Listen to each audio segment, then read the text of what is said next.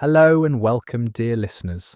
If you love cozy, classic-style mysteries with a clever twist, you're in the right place. Be sure to subscribe and tap the bell so you never miss a story. We release brand new audiobooks every week right here on this channel. And remember, the Jane Parsons mysteries are only available here, so sit back, relax, and enjoy today's audiobook, A Murder in the Folly. Chapter 1. The Lavender Lane Arrival.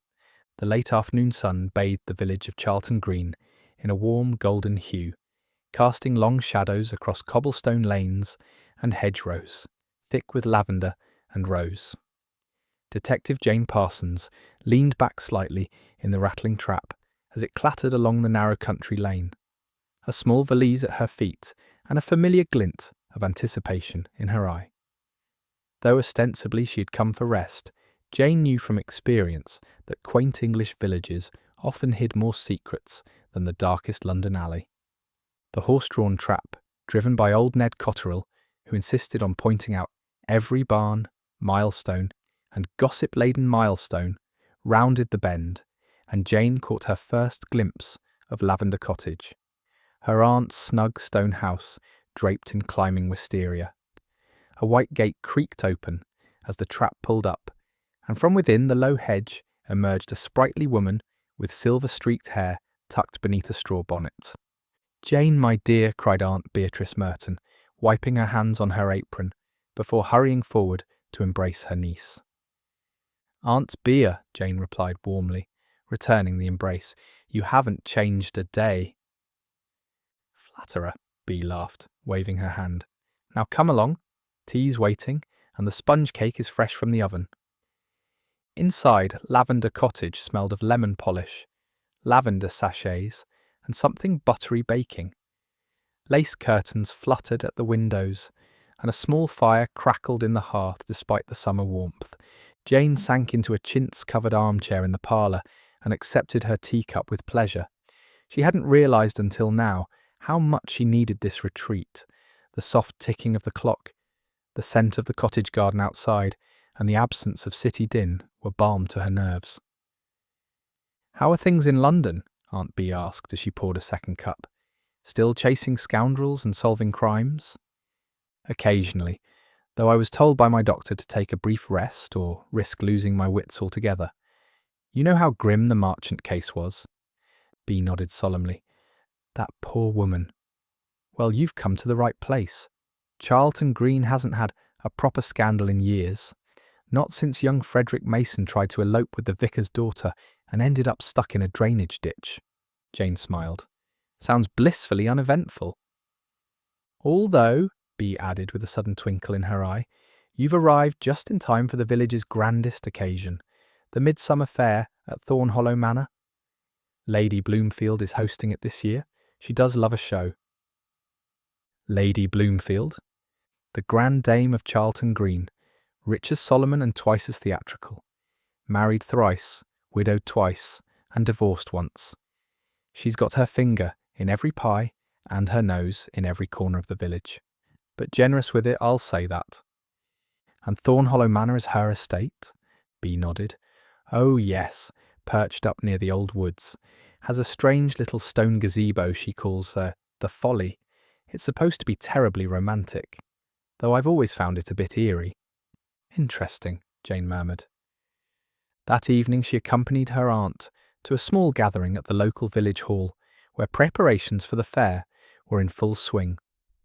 Bunting hung from rafters, and a group of volunteers were busy arranging trestle tables for baked goods and flower arrangements. It was there that Jane was introduced to several of the villagers. Lady Vivian Bloomfield arrived fashionably late, sweeping into the hall with a flourish of silk and perfume, her silver hair coiled like a crown atop her head. Her voice was unmistakably commanding. "You must be Jane Parsons," she said, her eyes glittering as she assessed Jane with curiosity. "The lady detective, or should I say, private investigator. I do read the broadsheets, you know. How thrilling. I must speak with you sometime." "I'm on holiday, Lady Bloomfield," Jane replied with a polite smile, "but thank you for the welcome." "Quite. We must ensure your stay is diverting. Jane wasn't quite sure whether that was a promise or a threat. She also met Dr. Lionel Ashford, a tall, lean man with a faint military bearing and precise manner. He spoke little but observed much. Cecily Radnor, Lady Bloomfield's young niece, an apparent companion, was the picture of soft-spoken elegance, with a shadow of sadness in her eyes. Mr. Archibald Brimley, ruddy-faced and boisterous, made no secret of his plans to stand for council elections, while Reverend Timothy Quayle, with his nervous smile and spectacles perpetually slipping down his nose, hovered near the jam jars. Jane watched them all with polite detachment, sipping her elderflower cordial. As the evening wore on and laughter filled the hall, Jane strolled outside for some air, and she wondered what secrets the village fair might unearth. Chapter 2. The Guests and the Gossip.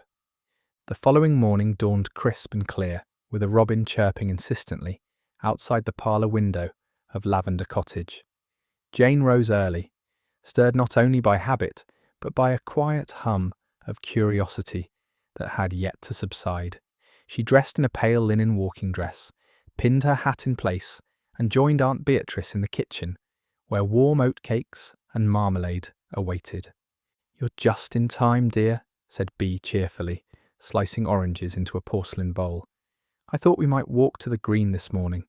The stall holders are beginning to set up for tomorrow's fair, and if you're lucky, you'll catch a glimpse of Mrs. Attenborough's prized goose, Gertrude."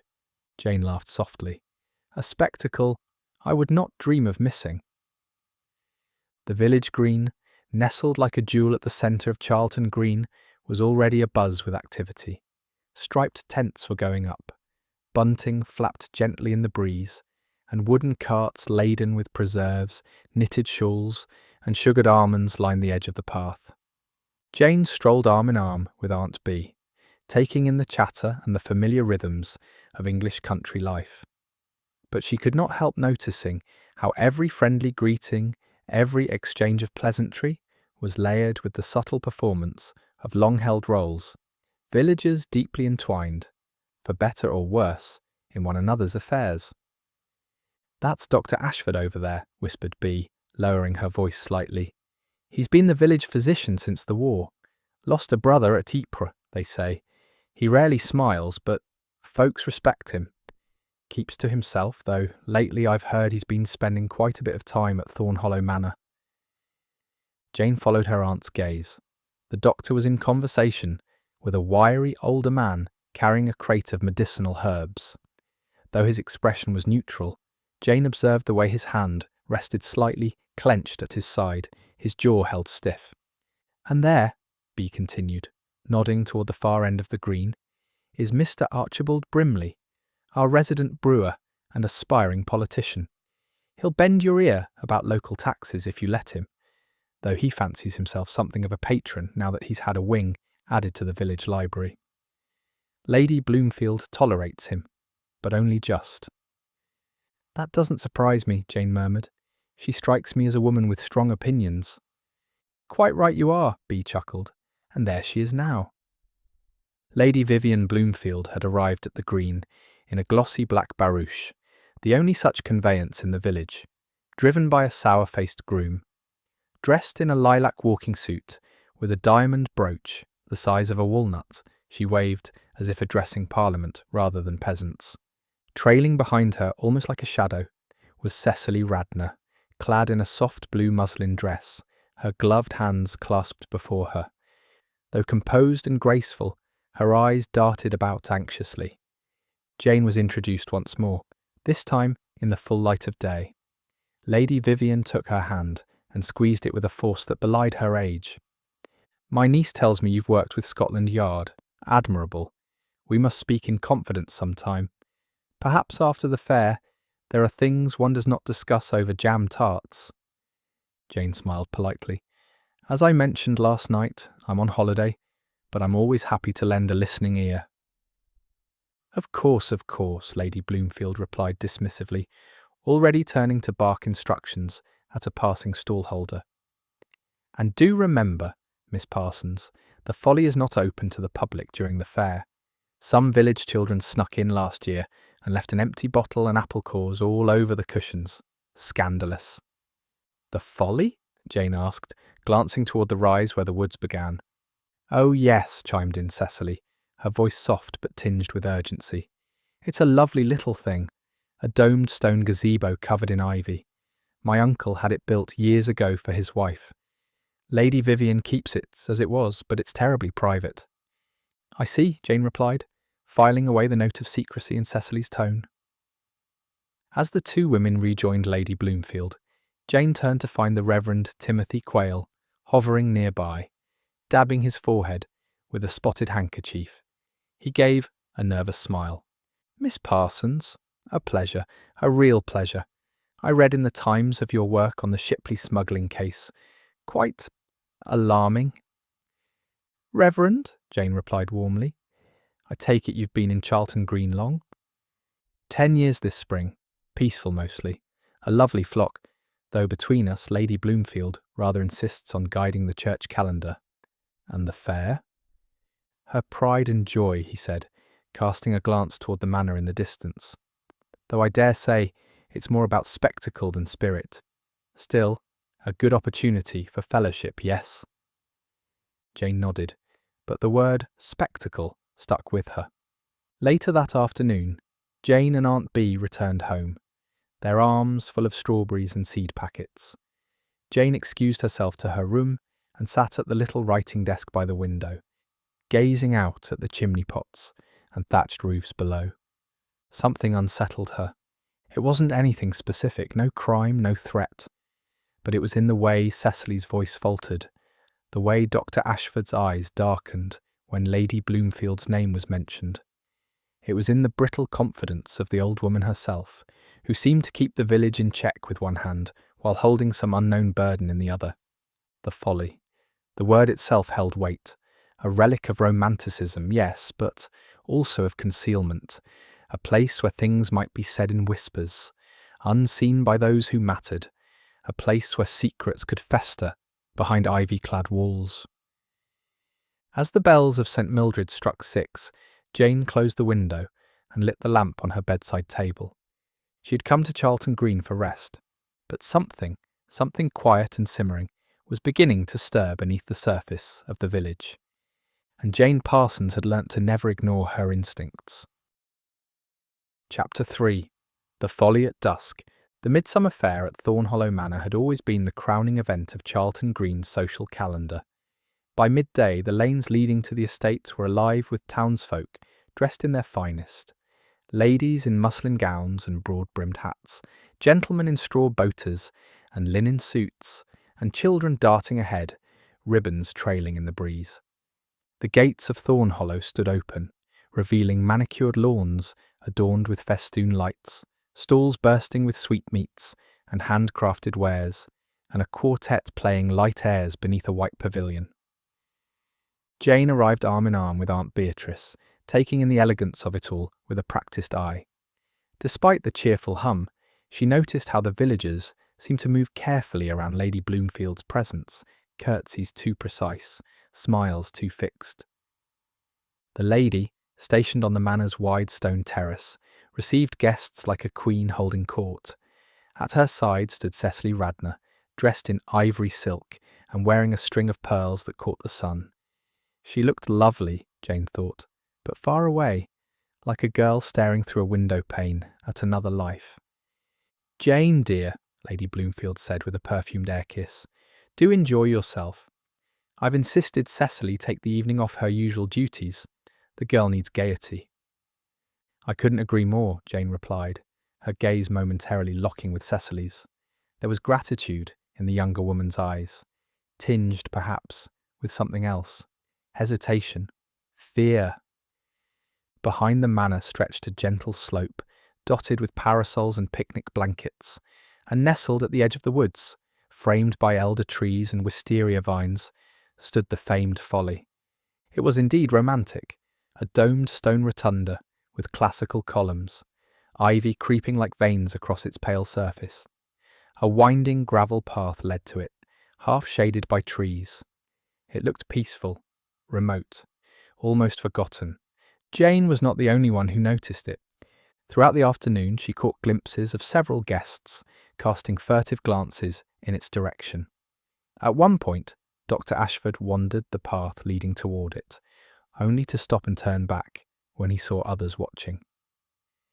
Later, Mr. Brimley engaged Cecily in conversation under a sycamore, gesturing toward the Folly with a subtle flick of his hand. Cecily paled and stepped away. As the sun began to set, the lanterns flickered to life, casting a golden glow over the fair. A small orchestra began a waltz. Couples danced, children ran laughing through the orchard, and the scent of roses mingled with freshly baked tarts. Jane, ever observant, moved through the crowd, collecting scraps of conversation, like leaves on the breeze. Cecily's been acting strangely, if you ask me. He's got no business going near the manor, not with what happened last summer. Lady Bloomfield won't tolerate disobedience, not from anyone, not even her own blood. As dusk descended, a brief rain cloud passed over the village, sudden and sharp. Guests scurried for shelter beneath the pavilions and trees. Jane, caught under a garden arch, laughed as Aunt Bee handed her a handkerchief. When the shower ceased, the air turned cooler, crisper. Mist clung low to the grass, and the lights glowed brighter in the encroaching twilight. Then came the scream. It tore through the hum of laughter and music like a blade. High-pitched female, every head turned. From the direction of the Folly, a young maid came stumbling through the trees, her hands red with something wet, mud or blood. Her apron was torn, her bonnet lost. "It's Miss Radnor," she cried. "She's in the Folly. She's not moving." Chaos erupted. Guests rushed toward the edge of the woods. Lady Bloomfield, pale as her pearls, clutched the terrace rail. Dr. Ashford pushed past onlookers, followed closely by Jane. They reached the Folly moments later. Cecily Radnor lay crumpled on the stone floor, her body half turned, hair fanned across the marble. Her white gown was smeared with blood. Beside her head, a flat garden stone, stained dark, lay ominously still. Dr. Ashford bent over her, fingers at her wrist. His face was grim. "She's dead," he said quietly. "Blunt force trauma to the skull. Immediate, I should think." Lady Vivian Bloomfield arrived moments later, breathless, held upright by 2 footmen. "No," she whispered, staggering toward the steps. No, not Cecily." Jane stepped forward, intercepting her. "You mustn't touch anything, Lady Bloomfield. This is now a crime scene." "Crime?" the woman gasped. "Surely an accident." "No one accidentally ends up dead in the middle of a Folly," Jane said calmly. "Especially not during a fair, in full evening dress, with no one claiming to have seen her leave." The guests began to crowd behind, murmuring, whispering, pointing. The village constable, a stout man, with a worried brow named Constable Reed, arrived, cap in hand. "I'll need to secure the area, Miss Parsons," he said, clearly unnerved. "But, well, if you'd assist, you've handled far worse, I reckon." Jane nodded, already drawing the boundaries in her mind. "Everyone is to remain on the premises," she called to the crowd. "No one is to leave Thornhollow. I'll need to speak to each of you in turn." From the corner of her eye, Jane saw something glint near the base of the stone bench beside Cecily's body. Carefully, using a handkerchief, she retrieved it, a broken gold locket, its hinge cracked, a smear of blood on its edge. Inside was a miniature portrait of a young man in uniform. Victorian cavalry dress, perhaps. It was old, and judging from the way it had been clenched in Cecily's hand, it meant something. Jane rose slowly, her eyes scanning the gathered guests. Every face was a mask of shock, fear and confusion, but behind one of them, she knew, was a murderer. Chapter 4: Secrets Beneath the Ivy. The dawn after the murder broke with a reluctant hush. Detective Jane Parsons had not slept. Instead, she had spent the night in quiet reflection in the drawing room of Lavender Cottage, piecing together the events surrounding Cecily Radnor's murder. The broken locket, now carefully sealed in an envelope, sat beside her notebook. She looked at the image in the locket again and wondered, who was he? What did he mean to Cecily? And why had she clutched the locket so tightly in her final moments? Her thoughts were interrupted by a soft knock at the door. It was Constable Reed, cap in hand, fatigue etched into his brow. "Miss Parsons," he said, "Lady Bloomfield has given permission for you to examine the Folly in full. I've posted men to keep the villagers back. No one's been near since we cleared out last night." "Good," Jane replied. She picked up her gloves and pinned her hair beneath her hat with practiced efficiency. "The sooner we begin, the better." The path to the Folly was quiet now, and with the fair dismantled and the grounds cleared of merrymakers, Thorn Hollow felt more like a mausoleum than a country estate. The Folly itself looked unchanged, and yet, Jane noted, the stone floor where Cecily had fallen was darker now, scrubbed clean by the staff, but not entirely free of its stain. Death, she thought, had a way of lingering in places. She crouched and examined the floor carefully. There were faint scuffs in the gravel at the entrance, not footprints, too disordered for that, but disturbances that suggested someone had paced, or perhaps stumbled. The ivy along the left wall caught her eye. She reached up and gently parted the vines. Behind them, partially concealed beneath the stone lip of the domed roof, was an iron ring embedded in the masonry. A latch. She grasped it and pulled. With a groan of ancient hinges, a narrow section of the Folly's base swung open, revealing a dark opening, a stone stairwell descending into the earth. "Well," Jane murmured, "so the stories were true." She lit the lantern the constable had provided and began to descend. The air was damp and smelled of moss and old stone. The passage was narrow and curved, leading perhaps 10 feet below the surface. At the bottom was a small chamber, perhaps 8 feet square. It had once been used, Jane guessed, perhaps as a wine cellar or storage room. A rusted chair lay on its side. Cracked flagstones covered the floor. In one corner was an old trunk, half rotted, its lid ajar. She opened it fully.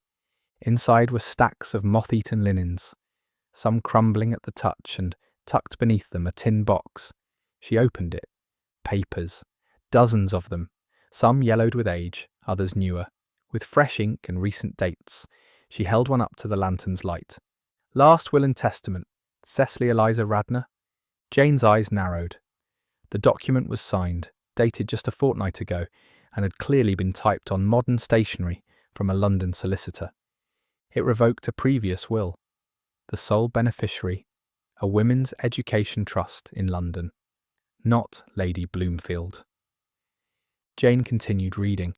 There was also a letter, handwritten and addressed to Mrs. Gwyneth Sharp, solicitor, Chelsea. It read, "Dear Gwen, you are right to press me. I cannot continue pretending I am content here.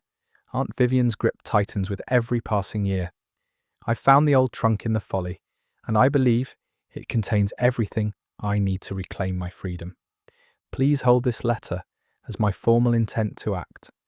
I fear if she knew of my plans, she would find a way to stop me. I will deliver the signed will in person at the end of the fair. Until then, it remains hidden here. Yours ever, Cecily." Jane exhaled slowly and refolded the letter. Cecily had been preparing to break away. From Lady Bloomfield, from Thorn Hollow, from whatever past had been imposed upon her. But someone else had found out, and now Cecily was dead. Later that afternoon, Jane sat in the drawing room of Thorn Hollow Manor, across from Lady Bloomfield, who looked less like a monarch and more like a toppled empress. Her eyes were puffy, her mouth tight, her morning gown impeccable but strained at the collar. "I suppose you'll ask your questions now," Lady Vivian Bloomfield said coldly, stirring her tea, though she made no move to drink it. "I'm afraid I must," Jane replied. "You told me the Folly was sealed, private, but there was a hidden stairwell beneath it. Did you know of it?" Vivian's spoon clattered in the saucer. "No one was meant to know," she said stiffly. "It was built during the Restoration. My late husband fancied secret passages. I haven't been down there in decades." Cecily had. She was using it to hide things, documents, letters, her will. Lady Vivian's fingers tightened on the teacup handle. That girl. She never understood how good she had it. She intended to leave Thornhollow, Jane said quietly. She had written to a solicitor. She no longer wished to be your ward. In fact, she no longer wished for you to inherit anything at all. The words hung like frost in the air. After a long silence, Lady Vivian set her teacup down with a trembling hand. I took her in when she had no one. After her father, my brother, died in disgrace. I gave her a home, a name, and now you tell me she plotted behind my back? She didn't plot, Jane said. She simply wanted her life back. Lady Vivian looked away, toward the window, where a single crow perched on the garden gate. I didn't kill her, she said, voice hoarse, but I feared she would vanish one day. I suppose she already had. Jane rose slowly, her mind turning over every angle. Do you recognise this man? She placed the broken locket on the table. Lady Vivian's eyes fell on it. For a moment they widened. Vivi then narrowed. That belonged to her father, Edwin Radnor, my brother. He wore that into the war and never came back. When they said he deserted, I destroyed every trace of him. I wouldn't let his shame tarnish the family.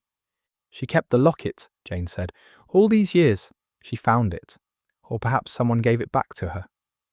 Vivian Bloomfield didn't speak. Jane left the room quietly. Someone had wanted Cecily silenced. The will had been motive enough, but there was something deeper, something buried beneath years of pride, of family disgrace, of secrets long thought dead. As Jane stepped out into the garden, she caught sight of Dr. Ashford standing beneath the yew tree, his arms crossed tightly. His eyes met hers, and in them Jane thought she saw not sorrow, but fear. Chapter 5. A Vicar's Confession. Sunday morning in Charleton Green dawned with a soft drizzle. Church bells tolled solemnly, echoing across the moors, calling the villagers to St. Mildred's for morning service. But the usual air of Sabbath reverence was notably absent. The murder of Cecily Radnor had cast a long shadow.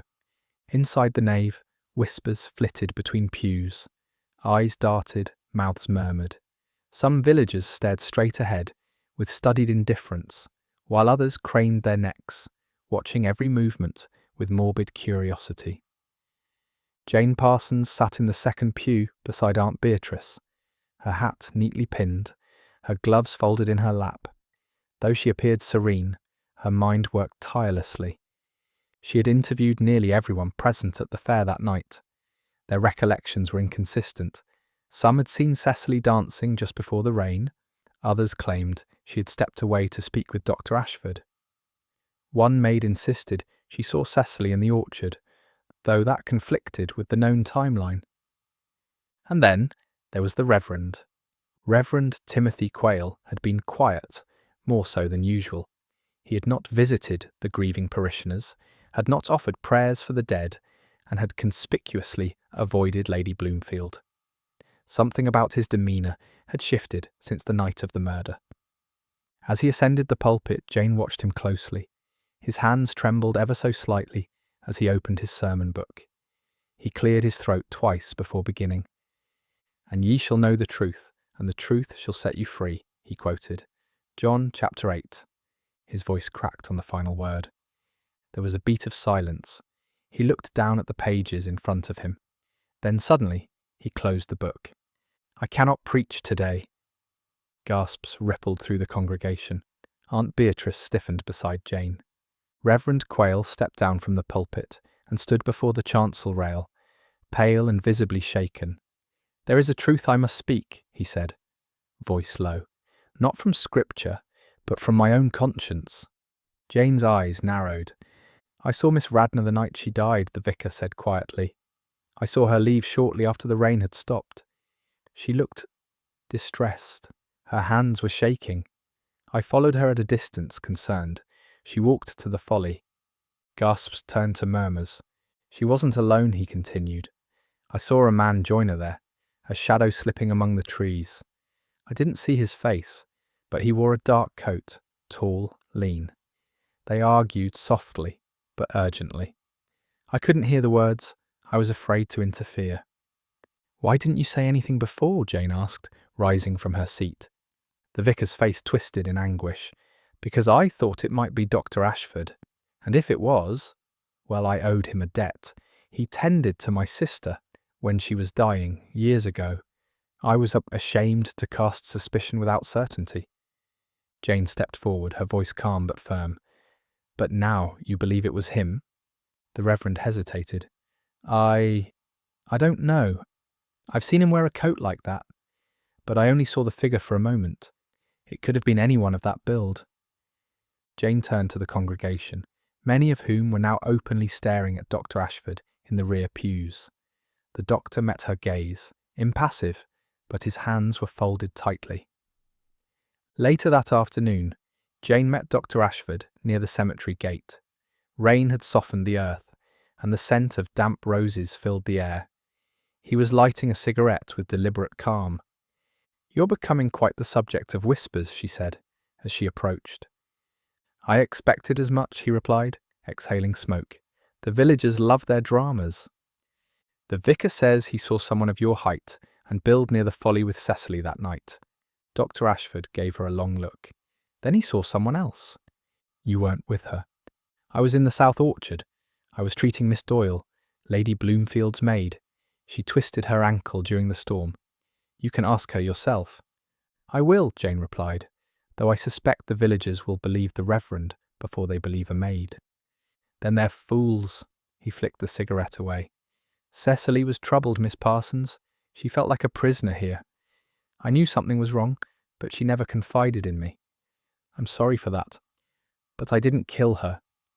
"Do you know who might have wanted her dead?" Ashford looked away. "You think I'm protecting someone?" "I think you're withholding something." He sighed. "She came to me a week before she died, asked me if I had access to sedatives, laudanum specifically, said she needed help sleeping, but she seemed agitated, paranoid. When I pressed her, she shut down." "Do you still have the vial?" He shook his head. "I didn't give it to her. I didn't want it on my conscience." Jane's eyes narrowed. "Did she say why she couldn't sleep?" "She said she heard voices in the Folly. At night, whispering." Jane blinked. "And did you believe her?" He hesitated. "No, but now, I wonder." Back at Lavender Cottage, Jane pored over her notes. The Reverend had seen someone with Cecily. Dr. Ashford had refused her request for a sedative. And Cecily had written of reclaiming her life and breaking free of her aunt. The locket still rested beside Jane's notes. The face inside haunted her. She turned it over again, inspecting the back carefully for any inscription. There, faint, almost worn away, was a single engraved letter. E. Edwin Radnor, Cecily's disgraced father, whom Lady Bloomfield had erased from history. But why had the locket resurfaced now? Who had given it back to her? And what secret still lingered in the shadows of that ivy-covered Folly? As night fell again over Charleton Green, Jane felt the case tightening like a snare. Each clue was a thread, and now they were beginning to converge toward one hidden truth, one concealed identity, and one killer still walking freely among them. Chapter 6. The Trap in the Garden. By the time Monday dawned, the village of Charleton Green had become a cauldron of speculation. Shopkeepers whispered behind closed doors. The baker's queue stretched unusually long as customers lingered to exchange theories, and Thornhollow's servants moved with a nervous hush, their glances sharp and shoulders hunched. The summer air felt thick with suspicion. Jane Parsons sat in the garden of Lavender Cottage, her notebook open before her, sipping strong black tea. Every name, every contradiction, and every word uttered since the night of Cecily Radnor's death had been meticulously noted. 3 facts now stood firm. Cecily had updated her will, disinheriting Lady Vivian Bloomfield. Someone had returned her father's locket to her. She had feared something, or someone, enough to hide both documents and herself away in the Folly. Jane's instincts told her the killer had not come to the Folly by chance. They had either followed Cecily or planned to meet her there. She needed to provoke the killer into revealing themselves, and for that she would lay a trap. That afternoon she made her way to the village square, careful to be seen. "I've reopened the investigation," she told the butcher's wife, with just enough emphasis. "A new clue's been discovered in the Folly, one that may point to the identity of the man in the locket." She said it again, this time louder, to the grocer as he weighed out apples. By the time she reached Thornhollow Manor, the entire village would know that something had been found, something incriminating. Lady Bloomfield, seated rigidly in the drawing-room, scowled at the news. "More games, Miss Parsons?" "No, Lady Bloomfield, merely the truth, inching closer." "You'll get nothing but rot from that Folly," the woman muttered. Jane smiled. "Then you've nothing to fear, have you?" That evening, just after dusk, Jane returned to the Folly. Constable Reed and a second officer, Wiggins, accompanied her, crouching quietly in the nearby shrubbery, with orders not to move unless she gave the signal. A lantern glowed faintly near the stone bench where Cecily had died. The scene had been carefully staged. A folded blanket lay on the step, a sealed envelope tucked conspicuously beneath a weight. On the envelope were the words, "To be opened by Miss Parsons only." The bait was set. Jane sat within the shadows just behind the arch, her fingers curled lightly around the hilt of the small whistle she kept at her waist. The night was still, save for the occasional chirrup of crickets and the rustle of ivy in the breeze. An hour passed, then another. The moon rose above the tree line.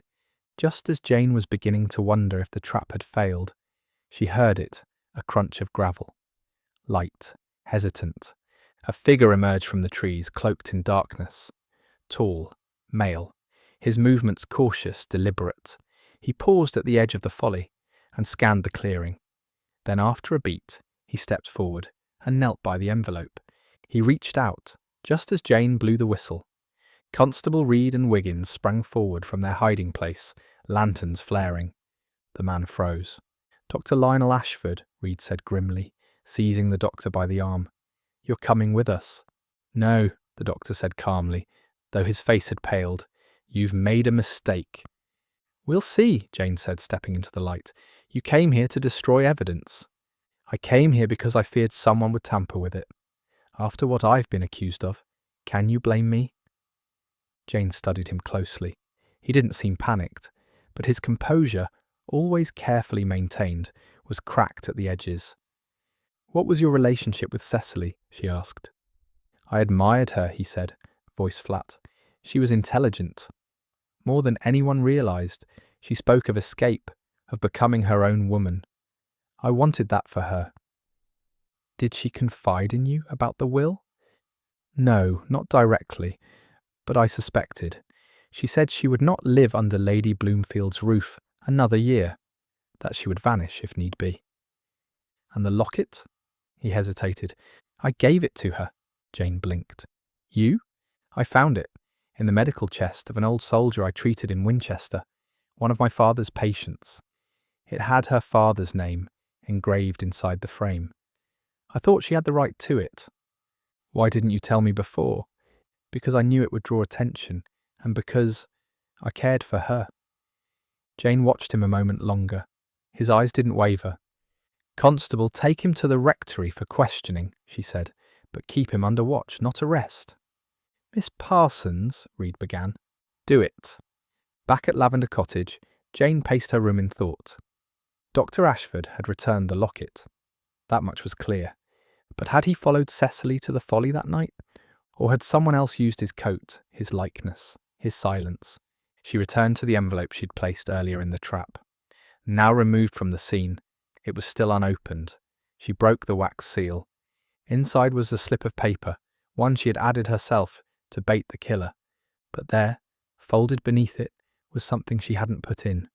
A pressed sprig of lavender. Jane stared at it. She had seen a vase of fresh lavender in only one place since her arrival. Not at Thornhollow, not at the inn, but on the windowsill of Reverend Quayle's study. Just before midnight, she returned to the rectory and knocked. Reverend Quayle answered, surprised, his dressing robe cinched tightly, face shadowed in lamplight. "Miss Parsons, I need to speak with you. It's urgent." He let her in, fidgeting. The sitting room smelled of pipe tobacco and beeswax polish. Jane's eyes went to the windowsill. A vase, half empty, fresh lavender.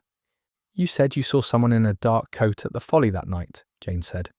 "Yes," he replied cautiously. "You said you were afraid to interfere, but that wasn't the truth, was it?" He flinched. "You weren't simply a bystander," she continued. "You had arranged to meet Cecily there. You'd been speaking with her. You tried to convince her to stay. But when she showed you the will, when she refused, you panicked." "No, no. You struck her with the stone, didn't you?" His face contorted. "She was going to destroy everything," he cried suddenly, his voice breaking. "She was going to turn her back on this village, on the people who raised her, on me."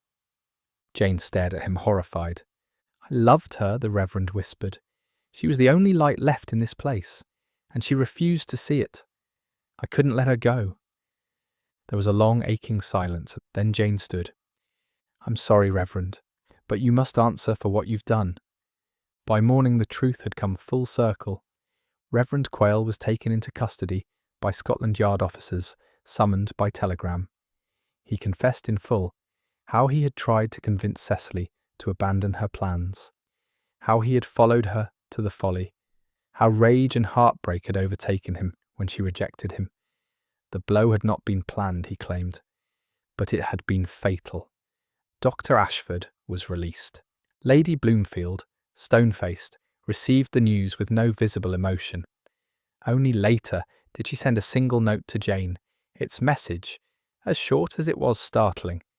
"You were right, but it changes nothing. We remain a family built on silence." Chapter 7. Farewell to the Folly. 3 days had passed since the truth emerged from the shadows of Charleton Green, and yet the village still reeled as if struck by a storm it could not quite comprehend. Life, ever dutiful, pressed forward. The baker lit his ovens, the smith hammered iron, the schoolmaster rang the bell, but everywhere lingered a hush, a reverent quiet. Jane sat at the wooden table in her aunt's cottage kitchen, the morning light painting long lines across her notebook. A cup of now cold tea rested beside her pen. She had filled nearly a dozen pages with thoughts, facts, impressions, but none of them explained the peculiar ache in her chest. She had solved the murder. The pieces had fit. Justice, by every civil definition, had been served. And yet there was no victory in it. A young woman was dead. A vicar, trusted and gentle to all, had fallen into darkness. A family's legacy lay stained and shattered. There were no winners, only broken remnants of what once had been. Aunt Beatrice came in from the garden, wiping her hands on her apron. "You're quiet today, Jane." "I often am after a case," Jane replied softly, "especially when it ends like this." Bea poured fresh tea. "Something from Reverend Quayle came for you this morning." She handed Jane a sealed envelope, bearing the parish stamp and addressed in the Reverend's elegant hand. Jane opened it slowly. "My dear Miss Parsons, I do not ask for your forgiveness, for I cannot expect it. But I do wish to thank you for seeing what others could not, for understanding what I became when I failed to master my own grief. I loved Cecily, yes, but my love turned to possession, and my fear to sin. I pray that your search for truth continues, even if it wounds. Better a painful light than a comforting shadow. Yours in repentance, Timothy Quayle." Jane folded the letter carefully and tucked it into her notebook without a word. That afternoon she made her final visit to Thornhollow Manor. The estate was noticeably quieter. No servants bustled, no silver clinked in the drawing-room. The air felt heavy, almost stagnant. She was greeted not by the butler, but by Lady Bloomfield herself, dressed in a dark silk gown with a mourning brooch pinned at her throat. "You've come to say goodbye," Vivian said, leading her into the conservatory. "Yes." Lady Vivian Bloomfield moved with less force than usual. She poured herself a measure of brandy and offered none to Jane. "She was more like her father than I ever admitted," she said, gazing out at the garden. "Headstrong, emotional. I tried to straighten her path, to make her respectable." "She didn't want respectability," Jane said gently. "She wanted freedom." Vivian's lips curled bitterly. "She would have wasted it," Do you know how many girls run off to London with ideas and come back with regret? She would have found her way. A silence stretched between them, the kind only shared by women who both understood what the world had denied them in their youth. I suppose you're right, Vivian Bloomfield said eventually, her voice brittle. In the end, I smothered her. I tried to shape her into something she never wanted to be. Jane stood. She forgave you, you know. She never hated you. She just wanted to stop living your life. Lady Bloomfield looked down into her glass, then out at the ivy-shrouded Folly in the distance. She used to sit there as a girl, sketching in her notebooks, said it felt like a place where no one could reach her. She sighed. I shall have it torn down. Don't, Jane said, let it stand, as a reminder, not of her death, but of what she hoped for. Lady Vivian said nothing, but she did not argue. Jane visited the Folly one last time before leaving Charleton Green. It stood quietly, touched by summer sun and birdsong, as if untouched by all that had transpired. The ivy fluttered gently in the breeze. The gravel path, now cleared, bore no trace of the tragedy it had held only days ago. She stepped inside. The stone bench remained. The vines, though trimmed, still curled along the columns like nature's fingerprints. She sat for a moment, letting the silence wash over her. In this place, Cecily had dared to dream of another life, a life of letters and independence, of love and art, of breaking free from legacy and expectation. Jane closed her eyes and breathed deeply. So many of the young women she encountered in her work were victims of control, of families, of systems, of the quiet, persistent belief that their lives belonged to someone else. But Cecily had tried to write her own ending, and for that she had paid with her life. The morning Jane left, the village watched her with a mix of admiration and quiet relief. Some tipped their hats, others whispered blessings, and a few avoided her altogether. Aunt Beatrice hugged her tightly before she stepped into the trap bound for the station. You'll come again, won't you? Bea asked, brushing back a tear. Yes, Jane said softly, though perhaps next time, without the murder. Bea laughed. I'd like that. As the trap pulled away, Jane looked back once at the rising hill and the distant silhouette of Thorn Hollow Manor. Above it, the Folly stood, silent and alone, yet somehow noble, like a sentinel guarding a secret.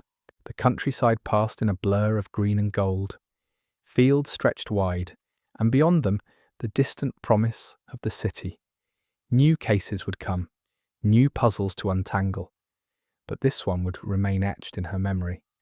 A Folly, after all, was never just a building. It was a monument to misplaced love, to dreams lost and found, to all the things we keep hidden beneath ivy and stone, hoping the world will never notice. But Jane Parsons noticed. She always did.